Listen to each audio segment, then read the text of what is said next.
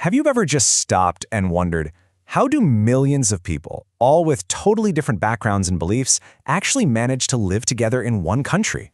I mean, it seems kind of impossible, right? Well, it all comes down to one single core document. So today, let's dive into that foundational blueprint, the Constitution. I mean, really think about it. This is the fundamental challenge every single nation has to deal with. You've got people with different religions, different jobs, totally different ideas about what's right and what's wrong. So how in the world do you keep things from descending into total chaos? How do you build a society where people can actually cooperate? Let's just shrink it down for a second. Imagine even a small community. You absolutely need rules, right? Without them, you'd be living in this constant state of uncertainty, never knowing what your neighbor might do next. These basic rules, they create predictability, a minimal level of coordination that allows everyone to live together with at least some guarantee of safety and stability. And that is exactly where a constitution comes into play.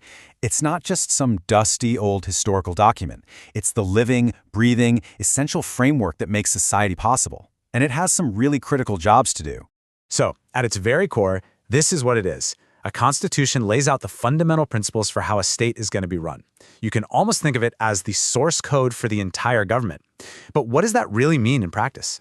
Okay, so a constitution really has 5 big jobs to do. Think of it like this. First up, coordination. It's just about setting the basic rules of the road, so we all kind of know what to expect from each other. Simple, right? Second, it answers the question of decision power. Who actually gets to make the laws? Who enforces them? In a democracy, this is huge because it makes it clear that power comes from the people. Third, and this is absolutely critical, it limits that power. It draws a line in the sand and tells the government, you can't cross this. That's how our basic rights are protected. Fourth, it helps a society chase its aspirations. See, it's not all about saying no. It's also about empowering the government to work for a better future, to build a more just society for everyone. And finally, number 5, it helps create a collective identity. It answers that big question, who are we as a people, by laying out the shared values that tie us all together. Now here's the thing. Just writing all these rules down, that's not enough, not by a long shot. Lots of countries have these beautifully written constitutions that have, well, basically no real impact. So what's the difference? What separates a document that truly works from one that's just, a piece of paper? This quote just gets right to the heart of it, doesn't it? A constitution can exist in name only, totally failing to command respect or actually influence the lives of its citizens. These are the kinds of constitutions that are, for all intents and purposes, defunct. And this is such a perfect visual for the risk involved. A constitution without a solid foundation, whether that's because of bad design or just a lack of public trust, is incredibly fragile. It's a house of cards. It just can't handle any real social or political pressure, and well, it's going to collapse. So that brings us to the most important question of all. What are the magic ingredients? What makes for a successful, effective constitution that people actually believe in and are willing to follow? Well, the source material really boils it down to 3 key things. First, how it's made, what we call legitimate creation.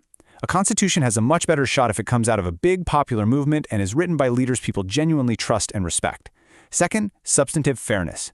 This just means the rules have to be fair enough that every group in society feels like they have a reason to get on board. Nobody wants to feel left out, right? And third, a balanced design. Now, this is the really clever part. It's about intelligently splitting up power, fragmenting it across different institutions so that no single group can just take over the whole show. The classic setup, a legislature, an executive, and a judiciary, all keeping each other in check. That's your system of checks and balances, right there. What's so interesting about this whole balanced design thing is finding that sweet spot between being rigid and being flexible. It's a real tightrope walk. If a constitution is too rigid, it just can't adapt to new challenges, and it might just break under the pressure. But if it's too flexible, it doesn't offer any real stability or predictability. The best ones? They somehow manage to strike that perfect balance. Okay, so to see how all these principles actually work in the real world, let's take a look at one of the most incredible and successful examples in modern history, the Constitution of India. Now, the Indian Constitution wasn't written in some peaceful, quiet library. Oh no, it was forged by a Constituent Assembly over 3 incredibly intense years, right in the middle of the nation being born in the chaos of partition. I mean, this was a monumental task, and they did it under immense pressure. This right here, this is our first key to success in action, legitimate creation. The Indian Constitution had this enormous authority right from the get-go because it was drafted by the heroes of the independence movement. These leaders had immense public credibility, and they represented a huge cross-section of society. That gave the final document a broad national consensus before it was even enacted. In this quote, this perfectly captures that second key, substantive fairness. The framers made it crystal clear that this Constitution was not something being forced on people from the top down. No, its power flowed directly from the people, and it was deeply committed to securing justice, liberty, and equality for every single citizen. And finally, we see that third key in action, the balanced design. The framers created a document that protected core, unshakable values while also allowing for adaptation over time. And that's exactly why it's so often called a living document. It hasn't just survived, it has thrived, becoming the respected foundation for the largest democracy on Earth. So, in the end, a constitution is so much more than just a set of rules. It's a moral commitment. It's an expression of a nation's highest hopes and dreams. It tells the story of who a people are, and maybe more importantly, who they want to become. So, that leaves us with one final thought to chew on. What does your constitution say about your society?